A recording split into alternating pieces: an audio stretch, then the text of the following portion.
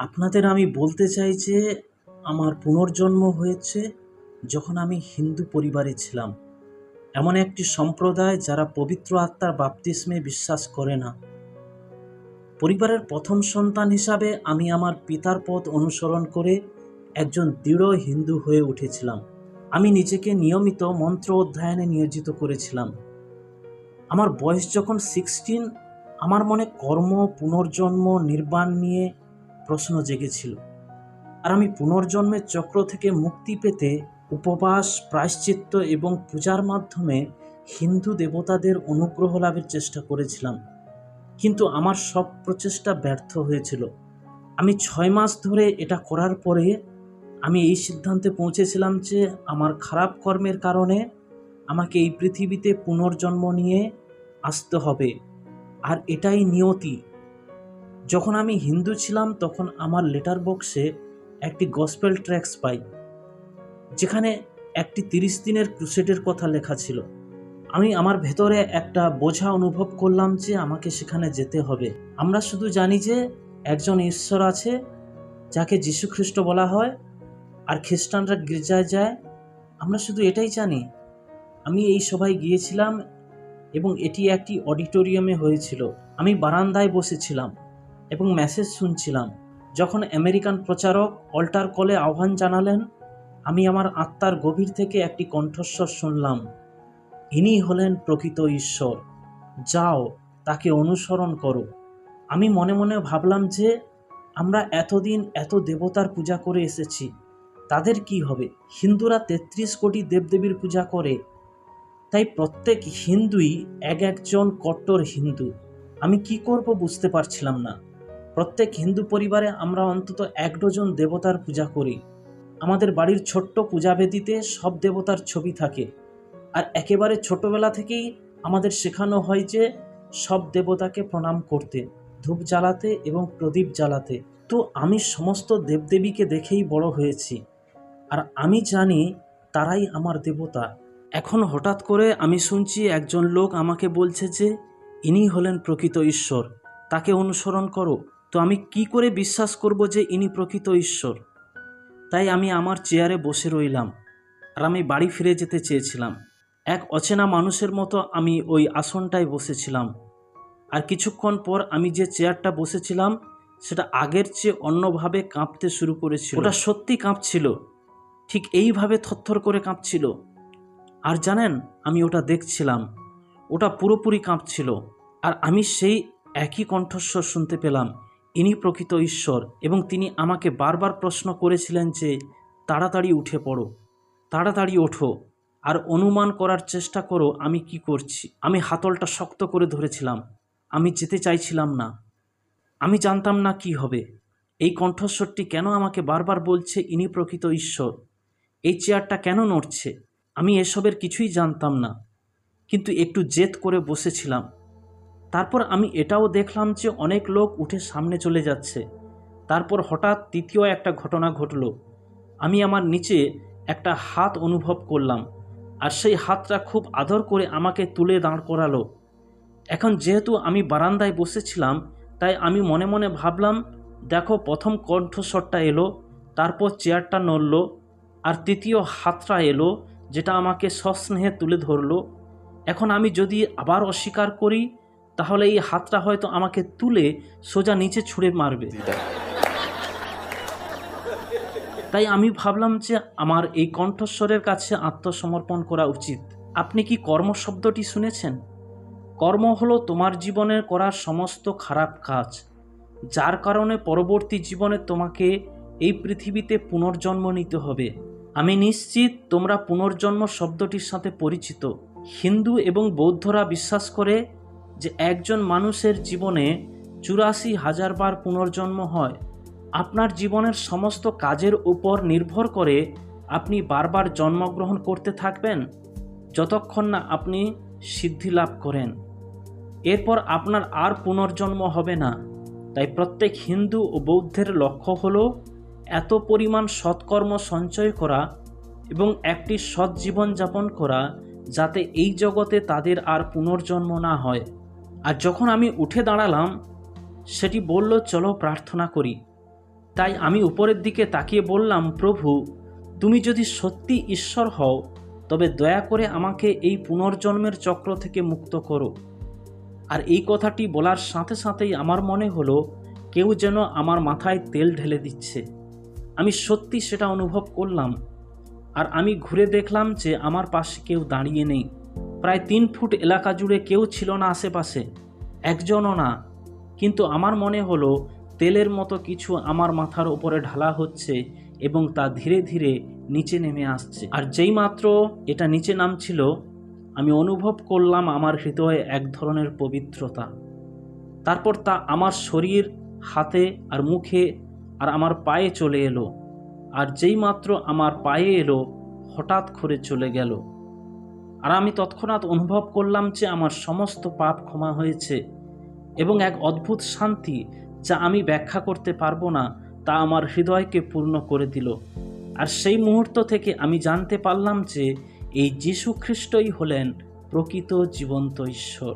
কারণ এর আগে 6 থেকে 9 মাস ধরে আমি আমাদের বাড়ির সমস্ত দেবতাদের কাছে প্রার্থনা করেছিলাম, অনেক প্রায়শ্চিত্ত করেছিলাম এবং আরও অনেক কিছু করেছিলাম ঠিক এই রেজাল্টটির জন্য, কিন্তু কিছুই পাইনি।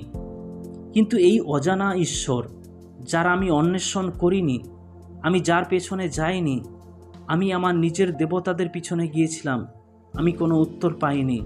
কিন্তু এই ঈশ্বর, যাকে আমি চিনি না, তিনি আমাকে খুঁজে এসেছিলেন। আপনারা জানবেন, বাইবেলে সত্যি বলা আছে যে ঈশ্বরের পুত্র হারিয়ে যাওয়াদের খুঁজতে এসেছিলেন।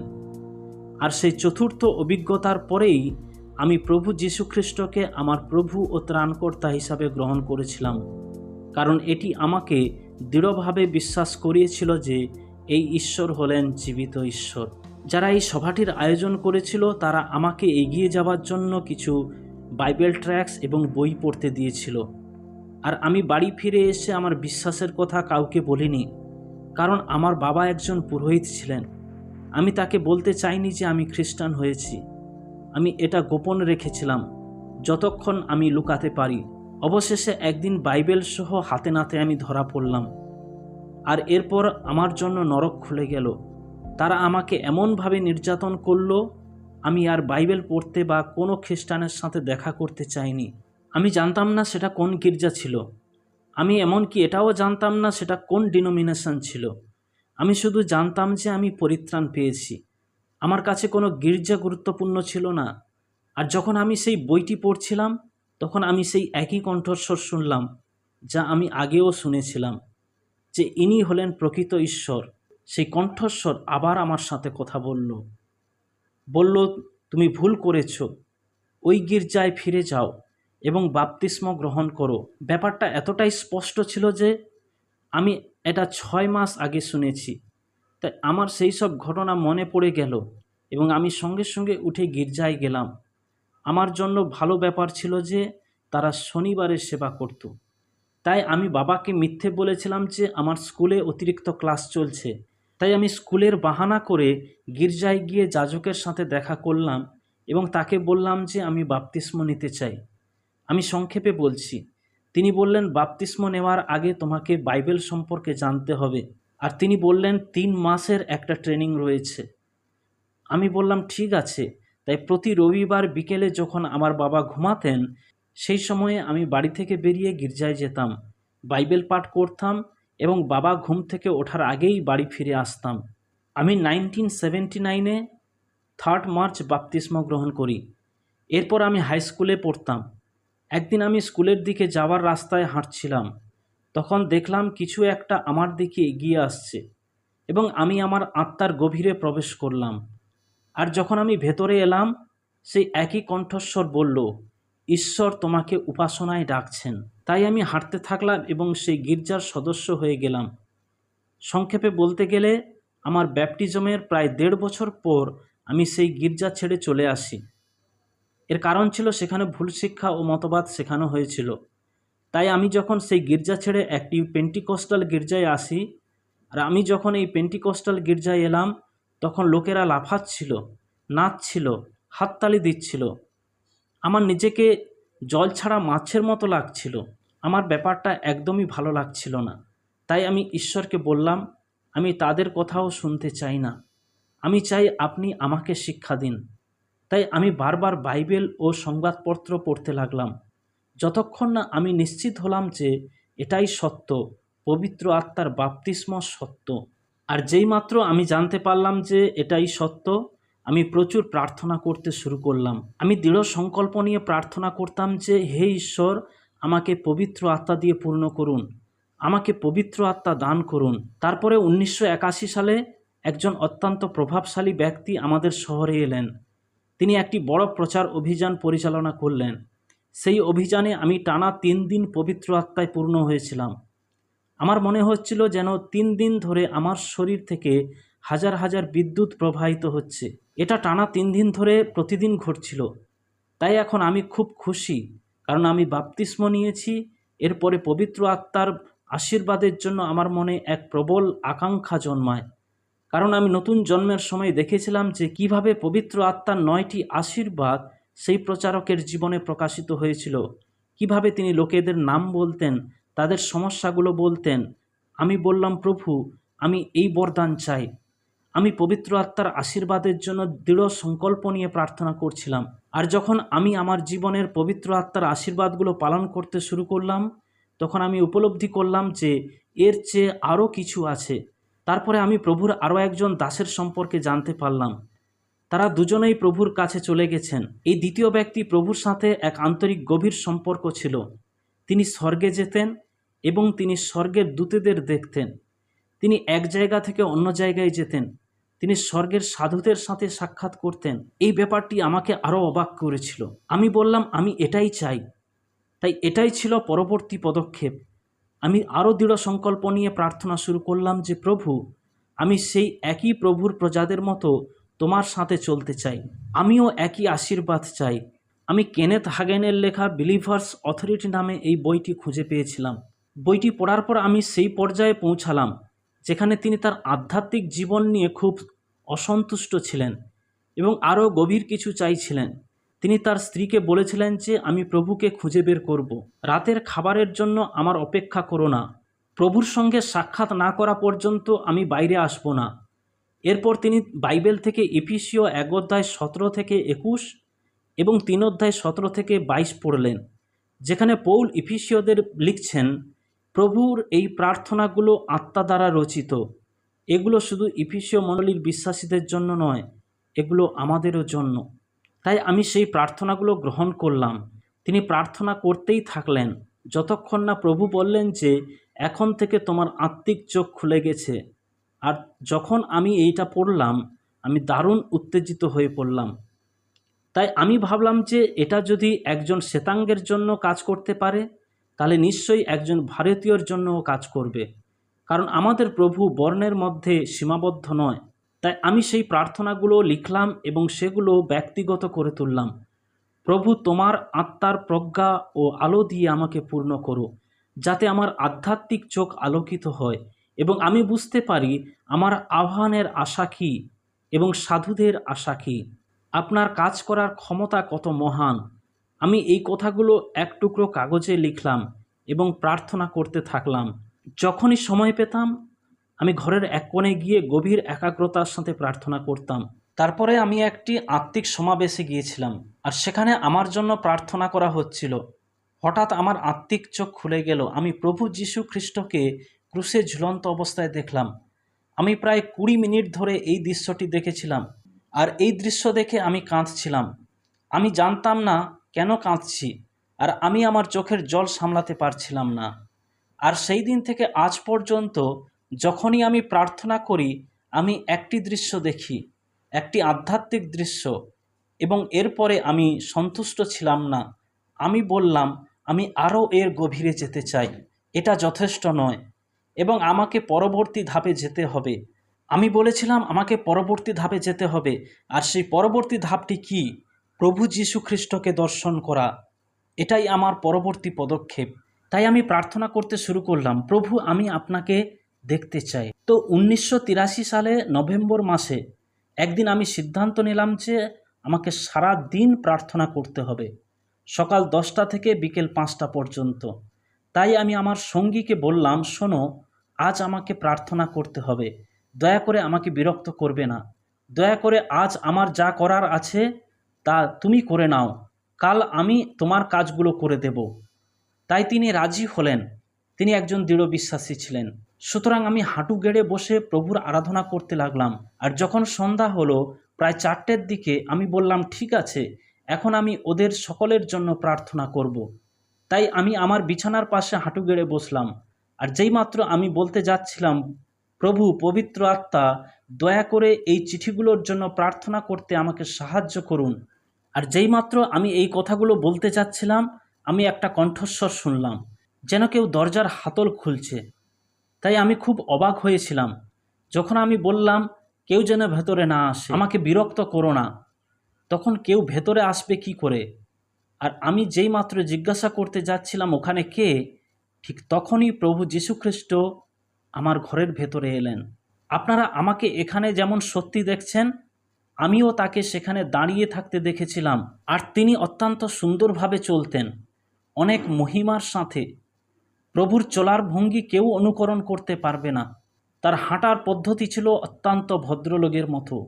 তিনি সোজা হেঁটে এলেন। আমিও এইরকম ছিলাম। আর আপনি কি করবেন? আপনি নিশ্চয়ই তাই করবেন। তো আমার অবস্থাটা ছিল এই রকম। আমি প্রভুকে হাঁ করে দেখছিলাম। আমার মনটা পুরোপুরি খালি ছিল, একেবারে খালি। আর আমি অবাক হয়েছিলাম। আমি প্রভু যীশুখ্রিস্টের সৌন্দর্য দেখে বিস্মিত হয়ে গিয়েছিলাম। তারপর তিনি এসে আমার পাশে দাঁড়ালেন। আর তারপরে তিনি যা বললেন আমাকে অবাক করেছিল। তিনি বললেন, আমি তোমার সাথে প্রার্থনা করতে এসেছি। তারপর তিনি যা করলেন তাতে আমি আরও বেশি অবাক হয়ে গিয়েছিলাম। আমি যেমন হাঁটু গেড়েছিলাম, তিনিও হাঁটু গেড়ে বসলেন। আমি বুঝতে পারছিলাম না কিভাবে প্রতিক্রিয়া দেখাবো। প্রথমে আমি তার সৌন্দর্য দেখে হতবাক হয়ে গিয়েছিলাম, দ্বিতীয়ত তার কথায়, আর তৃতীয়ত তার কাজ দেখে আমি অবাক হয়ে গেলাম। তিনিও হাঁটু গেড়ে বসলেন। তারপর তিনি বললেন, ওই কাগজগুলোর ওপরে হাত রাখো আর এসো আমরা প্রার্থনা করি। ততক্ষণে আমি কিছুটা সাহস সঞ্চয় করেছিলাম। আমি বললাম, প্রভু, এই লোকেরা ভেতরে কি লিখেছে সে সম্পর্কে আমার কোনো ধারণা নেই।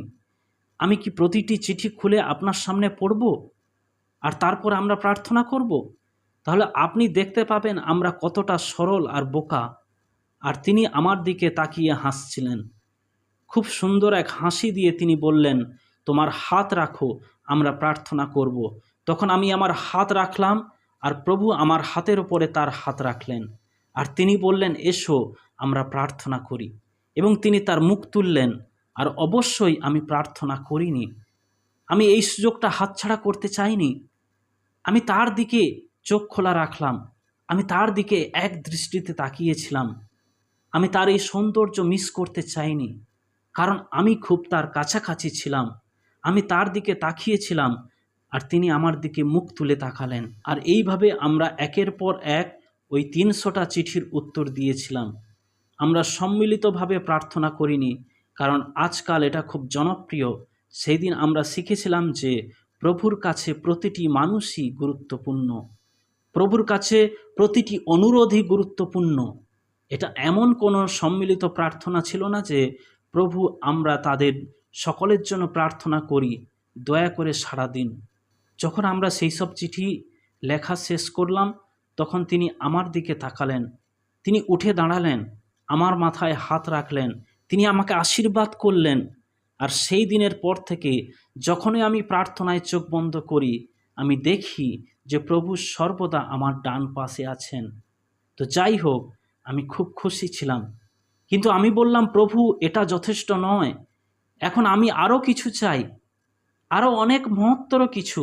এখন আমি তোমার মহিমা দেখতে চাই, এখন আমি স্বর্গ দেখতে চাই। আর এটা ছিল আমার পরের প্রার্থনা। আমি আবার প্রার্থনা করলাম, প্রভু, আমি তোমার মহিমা দেখতে চাই, তোমার স্বর্গীয় মহিমায় সামিল হতে চাই। তারপরে আমি আমার সমস্ত হৃদয় দিয়ে প্রার্থনা করলাম। বাইবেলে বলা হয়েছে ইব্রিয় 11 ও 12 অধ্যায়ে, শেষকালে মণ্ডলীর সাথে সাধুদের সহভাগিতা পুনঃপ্রতিষ্ঠিত হবে। যারা প্রভুর সন্তান তারা সাধুদের সাথে সহভাগিতা করবে। আপনি মৃত মানুষের সঙ্গে কথা বলছেন না, তারা মৃত নন। কারণ বাইবেল বলে স্বয়ং প্রভু এই কথা বলছেন, প্রভু মৃতদের প্রভু নন, প্রভু হলেন জীবিতদের প্রভু। তিনি আব্রাহাম, ইসহাক, যাকবের ঈশ্বর। তিনি জীবিতদের ঈশ্বর। যদি তিনি জীবিত থাকেন, তাহলে আমরা মৃতদের সাথে কথা বলছি না। এটা প্রেত চর্চা নয়, এ তো আর মৃতদের সাথে কথা বলা নয়। তিনি জীবিত, মহিমার সকল সাধুগণও জীবিত। প্রভু আমাকে একটি আদেশ দিয়েছিলেন। তিনি বলেছিলেন, এই আদেশটি পালন করো। তোমাকে প্রতিদিন একটি নির্দিষ্ট সময় ধরে প্রার্থনা করতে হবে। আর এই সময়টা ছিল শুধু আমার জন্য, আর এটা সবার ক্ষেত্রে প্রযোজ্য হবে না। আর আমি নির্দিষ্ট সময় ধরে প্রার্থনায় সময় কাটিয়েছি। আর আপনি যদি প্রভুর সাথে সাক্ষাৎ করতে চান, আপনাকেও কিছু নির্দেশ পালন করতে হবে। তোমাকে প্রভুর সাথে চলতে হবে এবং তাকে দৃঢ়ভাবে অনুসরণ করতে হবে। আর এই একটি বিষয় তোমাকে বিশ্বাস করতে হবে যে তোমাকে খুব দৃঢ়ভাবে প্রার্থনা করতে হবে। এমন মনে হলো, আমি যখন প্রভুর সাথে আমার সময় কাটাচ্ছিলাম, তখন আমি অনুভব করলাম যে কেউ আমার ঘরে প্রবেশ করছে।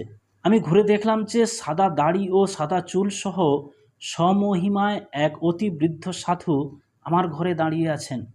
তিনি হেঁটে আমার দিকে এগিয়ে এসে জিজ্ঞাসা করলেন, তুমি কি পড়ছো? তখন আমি তার দিকে তাকিয়ে বললাম, পিতা, আপনি কে? তিনি বললেন, আমি সেই ব্যক্তি যিনি এই পত্রটি লিখেছেন। আমি বললাম, ও সাধু যোহন। তিনি বললেন, তুমি কি জানো এটা কিভাবে আমি লিখেছি? আর তিনি আমাকে বললেন তিনি কিভাবে তা লিখেছেন।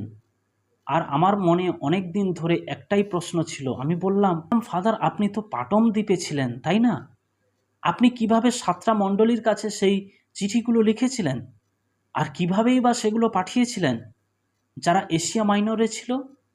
তিনি বললেন, যখন প্রভু আমাকে এই বাক্যটি দিয়েছিলেন, তখন সেই শহরগুলির সমস্ত দূত আমার কাছে এসেছিল, আর আমি সেই সমস্ত পুঁথি লিখে তাদেরকে দিয়েছিলাম, আর তারা তাদের বিভিন্ন মণ্ডলীতে নিয়ে গেল। তারপর আমি একটি ছোট সভায় গিয়েছিলাম, যা প্রায় আধ ঘন্টা ধরে চলছিল। আর সেই দিনের পর থেকে কয়েকদিন অন্তর অন্তর কোনো না কোনো সাধু আমার কাছে আসতেন, এবং আমি যখন প্রভুর কাছে প্রার্থনা করতাম, বাইবেলের এমন কোনো শ্লোক পড়তাম যা আমি বুঝতে পারতাম না, তখন তারা সেগুলো ব্যাখ্যা করে বোঝাতেন। আমি যখন যেসায়া পুস্তক পড়েছিলাম, তখন ভাববাদী যেসাইও আমার কাছে এসেছিলেন। এই ঘটনা আমার সাথে প্রায় প্রতিদিন ঘটত।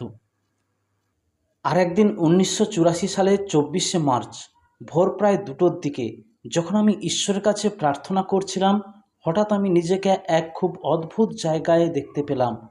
আমি চোখ খুলে চারিদিকে তাকালাম। সেটা ছিল খুব সুন্দর একটা বাগান।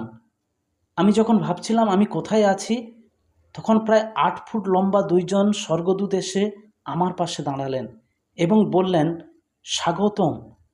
আমি তাদের দিকে তাকিয়ে বললাম, এটা কেমন জায়গা? আমার তো মনে হয় এটা স্বর্গ। এরপর তারা আমাকে এদিকে ওদিকে ঘোরাতে শুরু করলো এবং এমন একটা জায়গায় নিয়ে গেল যেখানে বাচ্চারা ছিল, খুব ছোট ছোট বাচ্চা। তারা স্বর্গের সেই অংশে বাস করছিল। আর তারপর সেখানে আরেকটি দরজা খুলে গেল। আর যখন আমি এই অভিজ্ঞতা লাভ করলাম, তখন থেকে আজ পর্যন্ত আমার ক্ষুধা কখনো থামেনি। আপনি যদি বলেন যে আমারও অভিজ্ঞতা রয়েছে, তাহলে আমি বলতে চাই, আপনি থামবেন না। ওটাই শেষ নয়। আপনি আরও প্রার্থনা করুন। শুধু সেখানেই থেমে যেও না। তোমার বাবার ইচ্ছা যে তুমি তাকে আরও বেশি করে অনুসরণ করো, আরও কঠোর পরিশ্রম করো এবং এর জন্য আরও বেশি প্রচেষ্টাও চালাও। এর জন্য আমি সম্পূর্ণ নিশ্চিতভাবে এবং ভয়ের সাথে জানি যে এটাই তোমার পিতার ইচ্ছা, এবং যদি এটা তোমার পিতার ইচ্ছা না হতো, তাহলে তিনি আমাকে গতকাল এটা দেখাতেন না।